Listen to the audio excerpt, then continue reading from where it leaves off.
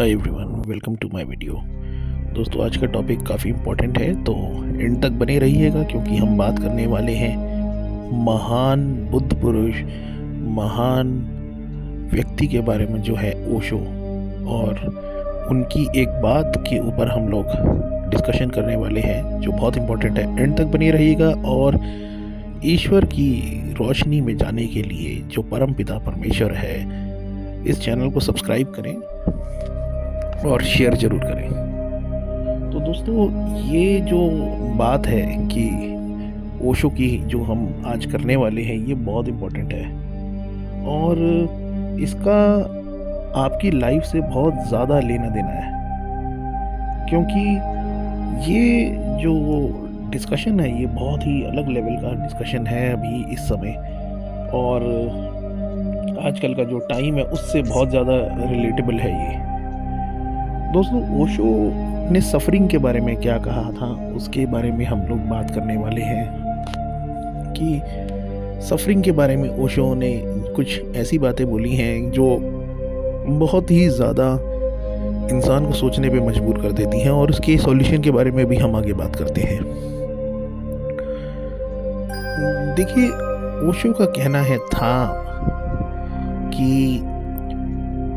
ये जो इंसान जो हमेशा कंफर्ट खोजता है और आराम खोजता है और शांति, तो खैर एक अलग मुद्दा हो गया, लेकिन जो लोग एकदम कंफर्टेबल लाइफ चाहते हैं या एकदम कंफर्ट मांगते हैं, बिना कुछ करे और बिना कुछ सफरिंग देखे बस अपना जीवन जीना चाहते हैं, वो सही मायने में सोए हुए लोग होते हैं। क्योंकि जो लोग जो सफरिंग से गुजर रहे हैं, सफरिंग से गुजरने में वो उनकी सोल जो है एक लेवल की इतनी स्ट्रांग बन जाती है कि उनके अंदर एक्सप्लोरेशन करते करते उस सफरिंग से कैसे निकलना है, सारी चीज़ें करते करते उनको जो है एक विजडम मिलता है, और वो चीज़ें मिलती है जो कंफर्ट में जीने वाले लोगों को नहीं मिलती।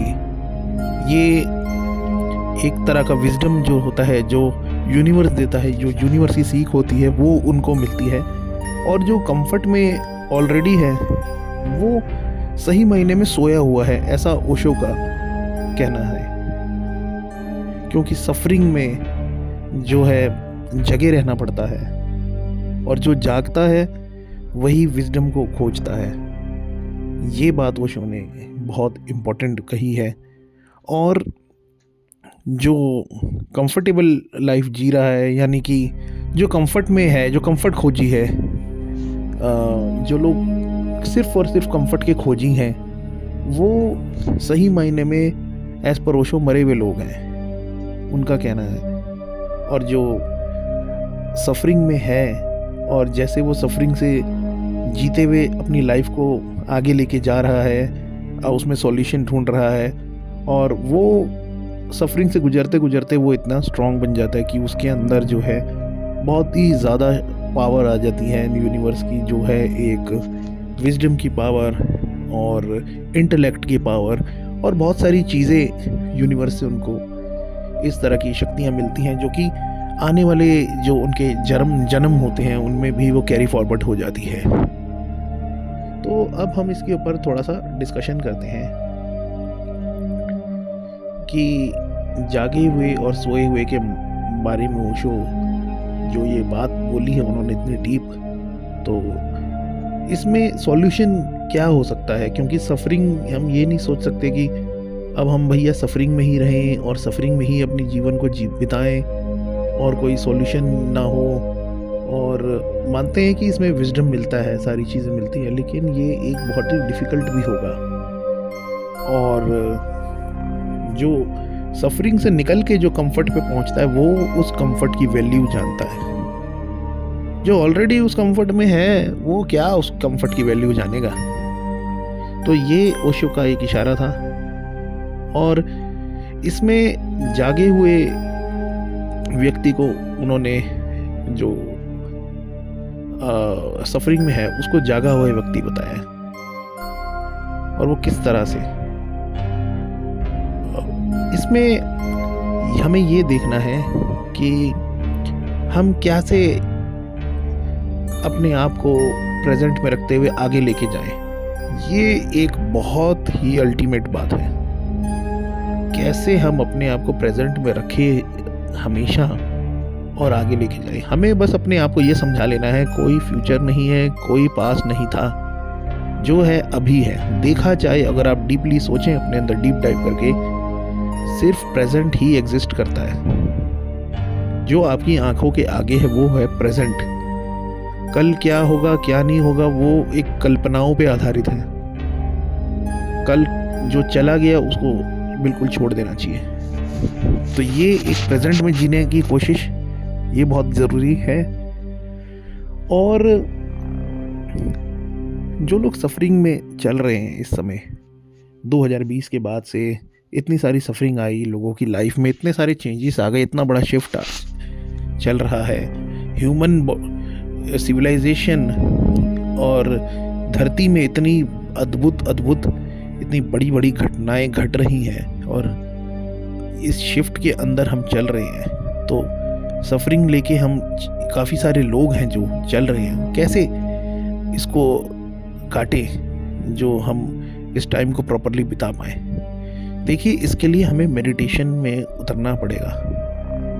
और जब हम मेडिटेशन में उतरते हैं और सबकॉन्शियस माइंड को भी समझाते हैं सोने से पहले, या फिर हम लोग डीप ब्रीदिंग एक्सरसाइजेस जब हम शुरू कर देते हैं तो यूनिवर्स से कनेक्ट हो जाते हैं। जब आप यहाँ इस फिजिकल वर्ल्ड में आंख बंद करते हैं, ये बात आप ज़रा ध्यान से समझिएगा मेरी, आप चाहें तो इस बात को सेव कर लीजिए।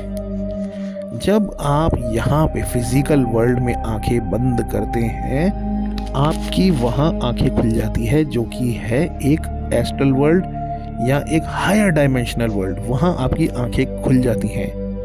हो सकता है आप ऑलरेडी उस जगह पे सो रहे हो और आपकी सोल इस मैट्रिक्स में है।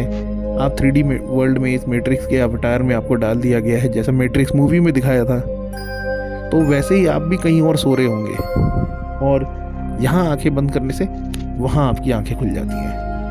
और जैसे ही आपकी आंखें खुल जाती है वहाँ पे, और उस वक्त आपकी लाइफ में चमत्कार होना स्टार्ट हो जाते हैं। जब वापस आप जागते हैं इस फिजिकल वर्ल्ड में, मतलब आंखें ओपन करते हैं बाद में, आपकी लाइफ में मिरेकल्स होना स्टार्ट हो जाते हैं। आपको पावर्स यूनिवर्स देना स्टार्ट कर देती है।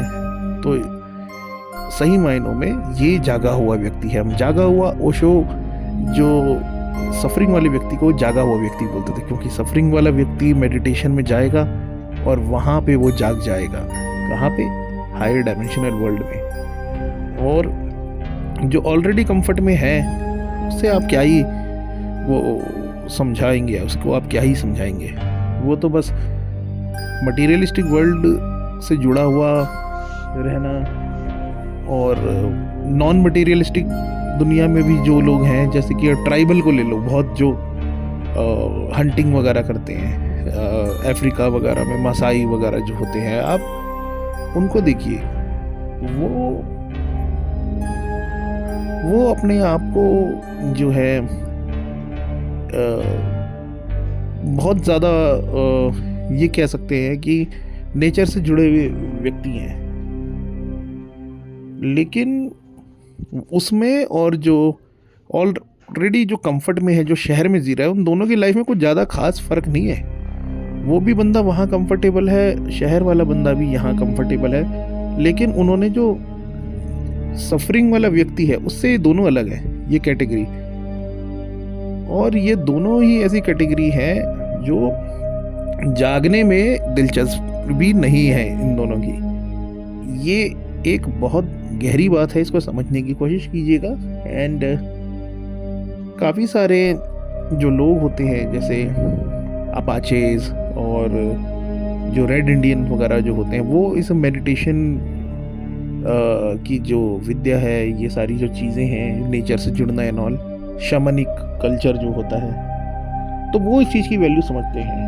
लेकिन काफ़ी सारे अफ्रीकन ट्राइब्स होते हैं जो आपने देखा होगा सुबह से शाम तक सिर्फ जानवरों के पीछे ही भागते रहते हैं। डिस्कवरी चैनल और ये सारे जितने भी आते हैं, नेट जियो वगैरह, आपने ज़रूर देखा होगा, सुबह से शाम तक जानवर के पीछे भागते रहते हैं, उसको इतना थका देते हैं, फिर जाके उसको हंट करते हैं।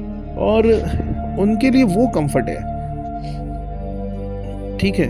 और ऐसे ही शहर के जो लोग हैं जो कंफर्ट के पीछे भाग रहे हैं, सुबह से शाम तक अपना ऑफिस के लिए यहाँ भाग रहे हैं वहाँ भाग रहे हैं, मेट्रो पकड़ रहा है, कोई कहाँ जा रहा है, कोई किधर जा रहा है, कोई कहाँ भटक रहा है, कोई कहाँ, कोई अलग पैसा कमाने के लिए बिजनेसमैन वो है बस सोच रहा है, कोई अलग सोच रहा है, तो ये कंफर्ट की तरफ भाग रहे हैं। लेकिन आप अगर अपनी लाइफ से सफरिंग से निकले हैं और या निकल रहे हैं सफरिंग से और मेडिटेशन में जाते हैं और फिर आपकी जो आंखें वहाँ खुलती है हायर डायमेंशनल वर्ल्ड में, फिर जो यूनिवर्स आपको जो कंफर्ट देती है ना, तब उस कंफर्ट की आपके आगे जो वैल्यू होती है वो उतनी नहीं रह जाती। आप सिर्फ और सिर्फ उस यूनिवर्स को जानने में ही कंफर्टेबल फील करते हैं।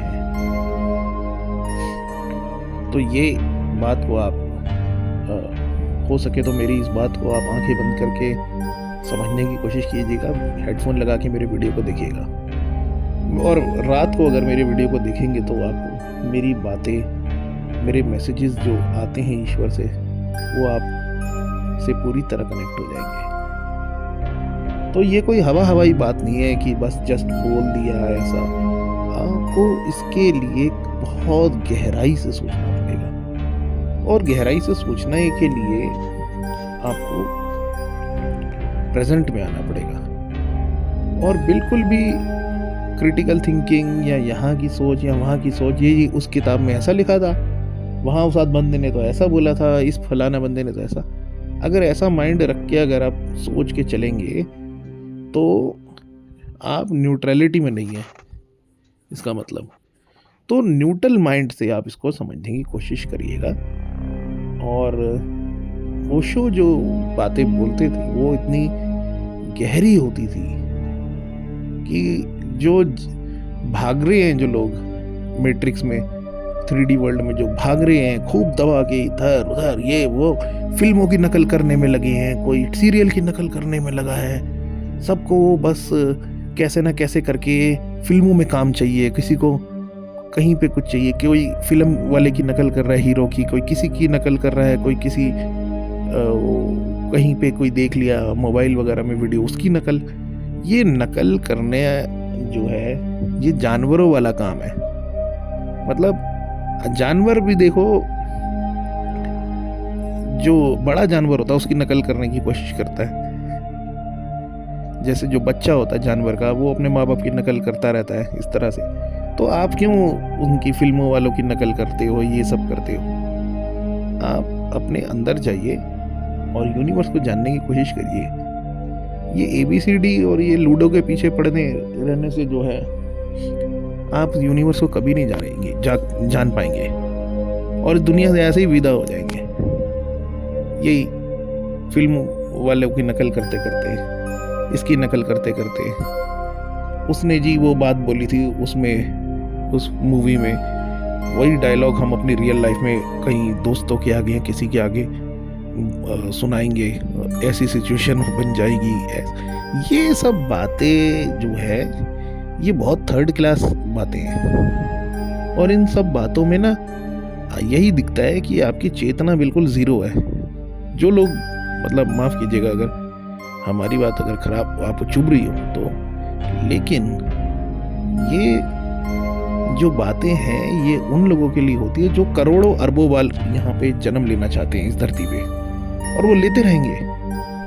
लेकिन जो मुक्त होने के बारे में सोचता है, जो आगे जाने के बारे में सोचता है, जो यूनिवर्स से जुड़े रहने की सोचता है, जो उस परम पिता परमेश्वर की आगे जाने के बारे में सोचता है, उसके पास जाने की, उसकी रोशनी में जाने के बारे में सोचता है, वो ही इस चीज़ को समझ पाएगा, और वो ही जो है इन सब फिल्म विलम वालों से हमेशा दूर रहता है और अपने अंदर डीप डाइव करता है, और अपने अंदर उसको जो रास्ता जो परमेश्वर दिखाता है उसके साथ वो आगे चला जाता है और चलता चला जाता है।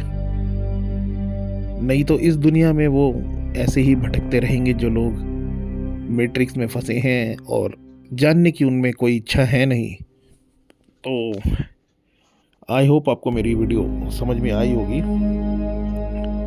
इस चैनल को ज़रूर सब्सक्राइब करें, शेयर करें, लाइक करें, और जो भी लोग ईश्वर में जाना चाहते हैं आगे लाइट में, इसे सब्सक्राइब करें। Thank you.